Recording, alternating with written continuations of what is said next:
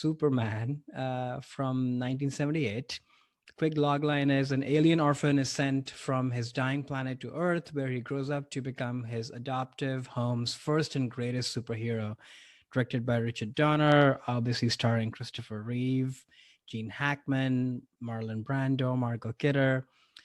So, yeah, this movie has like multiple levels of resonance for me. First of all, I just had this memory of my dad talking about Superman, watching this with my mom on in some like open air theater, Oh, cool. and he would sort of say they both would talk about watching Christopher Reeves fly over the screen with his steely blue eyes. It was sort of like a kind of a breathtaking moment for them Mm. when this movie came out, and I think it was a part of probably them. This is the time when I think they had just met, Oh, and so cool. they were probably going out on dates and such, and all. So it's right at that time, and I think even though my dad was in the army, he secretly always wanted to be in the Navy and wanted to fly planes, and he's always had this fascination with flying and watching this man who's kind of perfect and is a symbol of all things good, Hmm. be look so good and then fly like that. I think I can't even put it in words, but I always felt this sense of magnetism that Superman had on my father. Mm. And through him, I've had that too. Superman is probably my favorite superhero, even though I'm not a superhero person, but Hmm. I had a Superman outfit as a kid. I wore it at my fifth birthday and such. Nice. It was the only outfit of that kind I've ever had in my entire life. Um, so this meant something to me because it almost felt like this is like a shared thing that me and my dad have. And for a second, I can almost see my dad as like a little boy in a way, which Mm. is like a very interesting experience to see. But then as I've grown older and watched the movie several times, this is of course Superman's story and such, but I think it's also so much of his two dads stories, Hmm. and it's moved me so much to just watch both dads, Jor-El and Papa Kent, kind of just be two really strong dads, but also very different fathers, right? Hmm. Jor-El is all about everything we've been saying with Mufasa and such, and even Atticus Finch, the symbol of do the right thing, responsibility, but also there's a lot of tenderness and love in there. The scene of him putting little baby Superman in the little capsule, sending him away, still moves me because the Hmm. way he holds his child and kisses him goodbye. You don't see very overt expressions of physical love between fathers and sons displayed on screen very often, and my dad was always like that with us. We got lots of kisses and hugs Yep. and such. We Yeah, me too. still get, even though I'm old, we still get those, and Yeah. it was a big part of my growing up. So you see that, and then the kind of relevance Jor-El has as Superman is, figuring out who he is and coming into his own, the place that he goes to have these conversations with his father about what's right, what's wrong, who should I be? Should I let people know about my power? Should I abuse my powers a little bit or show off or not? All of that conversation is so critical. And I admit as kind of the chats I had with my dad and sort of growing up and figuring out what's right, what's wrong. But then on the other hand, you have Papa Kent, who also loves him like a son, of course, and has a Right. lot of tenderness and affection. But at the same time, to me, it represents how fathers also have to let go their kids, because Papa Kent always knows that this child is made for something much bigger. He'll always be bigger than just my own son. And I think I've seen my dad kind of transition between the two as I've grown older, of Hmm. being the protective, guiding light father, but also letting go and, make me the choices that I want to make, but also support me. And, every now and then I see the two fathers cross over in my dad. And sometimes I have to sort of tell him, nope, nope, I got this. But it's such a, as I've grown older, this movie has meant so much more just from the two fathers lenses. But that aside, this is, probably not, this is before all the superhero mania that we live in now, but this is sort of like an epic movie. Oh This yeah, is like a huge. Lawrence of Arabia style movie, really. Hmm. But it's so character driven. It's epic, but also so lighthearted. You really see the magicalness of this godlike figure and how insane and wonderful and silly that would be if this person was amongst us. Right. And how tongue-in-cheek that is. The scenes between him and Louis Lane are so funny. It's like the perfect rom-com there could ever be. But then you have, Gene Hackman and his silly people with him. That's so crazy, but also once again so character driven. The special effects are amazing. They Yeah. hold up. Like him flying is still magical. I've seen the balcony scene a million times, but it Mm. still makes your heart flutter, when you see that again.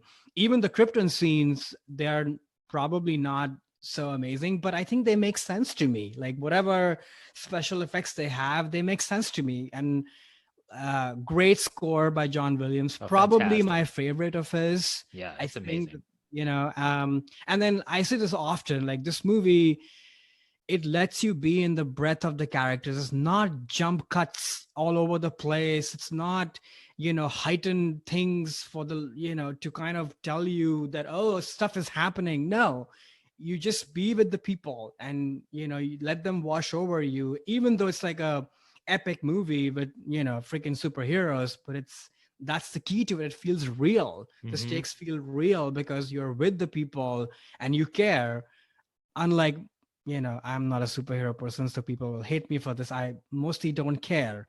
Hmm. It's because of that. So I don't know, it's such a brilliant movie, insanely rewatchable. So yeah, that's my number two, Superman. Yeah, this is a great film. I mean, for all the reasons you said, I think Richard Donner just did a fantastic Yeah, job of capturing the essence of the character, making the movie feel epic, but also special and magical. And it's still all, a lot of it, to John Williams' credit, is due to the score, which is, again, that Superman theme is for sure one of yeah. the best themes he's ever written, easily. And yeah, this is a film I watched a lot as a kid on VHS, and was one of my favorite movies. I think actually I've grown to appreciate it more as I've gotten older, especially because, as you mentioned, this film was really the first, major superhero film that Hollywood had made, treated with a respect or reverence to the character Hmm. as, okay, well, this Superman is a major part of American culture and we should treat it in a special way. Even that amazing opening montage where you see like the comic book, and it, like, there's like a Yeah, theater and the comic book sort of opens up and it's like, we're taking you into this very special world. yeah. And it held it with some respect, and I think that is what made this movie so key and so like timeless, for sure. And I think, it's a brilliant pick too for the fathers thing. You're definitely right. This movie is about the two different fathers. I actually view them a little bit differently than what you were saying. Like, I was taking this as like Jor-El was the more stricter, this is what you need to do. I'm going to tell you what to do. I have expectations that you have to hit. You need to live up to this thing. But it was very much like a more strict kind of parent, and a distant one too. Like, he never really knew Mhm. Jor-El. It was only through these recordings. It was literally only like, I'm going to teach you lessons. I'm not really showing you love. I mean, obviously, yes, you're right. In the opening, he did, but Clark didn't experience that, or Kal-El didn't. And then you have Pa Kent, who's giving him that like love and basically telling him like, oh, you can do great things, but not necessarily telling him what to do. Teaching Right. him the ethics, and it's a lot more about empathy and what humanity means. And that's like the second part of a dad. It's like the stricter dad versus the more loving, not necessarily that the strict dad also loves his kid, but the way that he was a father was much more focused on emotion, feeling, and empathy. Then there's that critical scene at the end of the film when now that he's Superman and Lois Lane has just died, and he's very upset and mad and just needs to decide what he's going to do. And he flies up into the clouds, and he hears basically like both of his fathers, Jor-El is saying, you Yeah. can't mess with human events. Like, you can't do anything. She died. Like, forget about it. And then you hear Pa Kent being like, oh, you're here to help people. You must You're here to protect the people and love the people. And then Clark makes a decision that is in a way combine both of his fathers together. But he's his own man. I think that's really when he becomes replaces both of his fathers and decides he's going to break the laws of time or physics or whatever, reverse time by flying around the world to save Lois, because he has that empathy for humanity. Like he's not just a distant, Kryptonian. Like he's part of them, and he has those human emotions too. So I think that is the moment when he replaces both of his fathers and becomes Superman. But yeah, there's so much of this movie is basically about that. Both of these fathers, how Clark deals with them, and how they instill in him and create, both of those methods of parenting or being a father made him into the Superman he is today. He couldn't be Superman without Jor-El. He couldn't be Superman without Pa Kent. It's like he's taking both of those and then, but at the same time, throwing them both off and making his own decisions. It's just a fantastic movie to talk about in this context of fathers and sons. I mean, I think it's one of the best screen version of that for sure. And the Superman mythos really lends itself well to that. But I think because Donner focused so heavily on those aspects, it makes this film more successful than the other film versions of Superman that we've seen that aren't struggling with those things so much. I feel, at least. And that's why this movie is the best version of Superman that I think has been on screen so far. And I think that's the credit to Donner and the screenwriters recognizing these themes of fathers and sons. Totally. And that's sort of the inner turmoil, right? Because I often hear and read that, what's the struggle that Superman has? What's the weight that he's carrying, the way Batman does and such. But I think that is his weight. And like you said, that's what the movie focuses on. No, I agree with you. I think Jor-El is definitely sort of the more kind of righteous dad. I wouldn't use the word strict in that sense, but absolutely, yeah, he's definitely portraying more of that side of, this is what you should be doing, and I'm here to teach you, and here are my lessons and such. But I don't know, I just never forget that kiss in the beginning and how he lets him go. That I always feel like that even though these are lessons, they are not coming with a stick, for sure. Love there is sort of like, yep, you have to be your own man, you have to figure it out. But yeah, it's really the two fathers that combined together sort of make the perfect father, if there is such a thing. Right. Yeah, exactly. And in a way, maybe this movie's saying there isn't, because you need two different dads and with two different sort of styles to create, the literal perfect person, which is Superman. You know what I mean? Exactly. And who is, the perfect person in many ways. Exactly. No, he does. I mean, at the end of the movie, I think that's what he becomes. I mean, he has that burden that he carries with him of expectations from both of his fathers. And when he's able to understand that and kind of throw that off and make his own decision, that's when he really saves, the woman he loves, and then, the planet as well, because he puts California back together after it gets cut into the sea for Gene Hackman's wild real estate scam plotline. I think that, the movie is fantastic. I love too how it's very clearly like three different acts, like Krypton, Smallville, and then Metropolis. I think just Donner does a great job there, though. I mean, at the end, I think once the plot gets going too much with Gene Hackman, it turns into a little bit silly, but still fantastic. Fantastic film. I lose interest there, but it's certainly better than, CGI Demon third act. Oh yeah, no, for sure. Yeah, definitely. Yeah, definitely. Yeah, just a great film.